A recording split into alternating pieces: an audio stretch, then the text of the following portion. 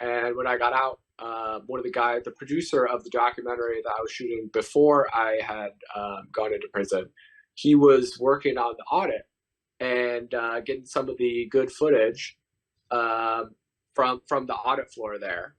Right, he was part of the team that was setting up the surveillance, like the live streams. Steve, the producer, and Seth, one of the awesome directors that I work with, that works closely with me.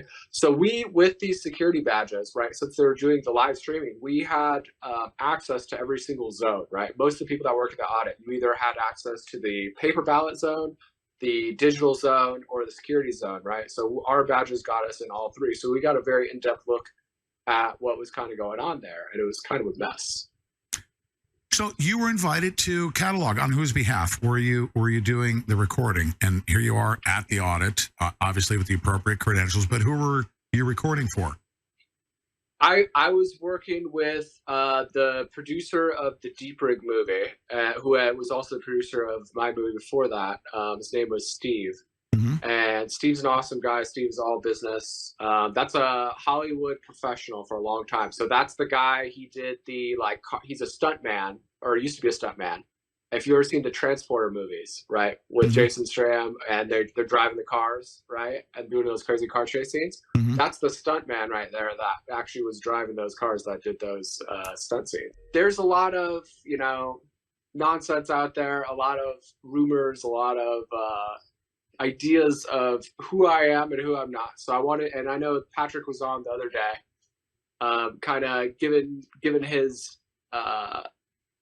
side of things, if you call it that. Do you mind me doing this? Let me do this real quick. I'm going to set the stage for this. Going to go right into it. Because Patrick Byrne, he was the CEO of Overstock.com. He came from technology. I mean, as far as being a programmer and scaling up a business, he was, as 2020 came, we needed a quote-unquote IT expert or somebody familiar with big tech. He came from Overstock, and he came to the forefront. With the Deep Rig movie premiere out here in Arizona, he had this big event with a bunch of people flying into town, and he kept getting the venue canceled on him all over the place where he went because nobody wanted to be hosting for that kind of subject matter. So they were in a pickle, and 10 days before the event, they called me. And I helped get them out of that and pull that off and make sure that we didn't have another Fire Fest on our hands, because that's what it was about to be. Obviously, in exchange for that, I got my 60 seconds to speak, and that caused some ruckus on the internet, and they got scared, put out a false press release. That's what happened, is that yep, and people, all the trolls on the internet said, oh my God, as you do. And Austin, the work that you do versus the trolling you've done on the internet are two completely separate entities, correct? Yep.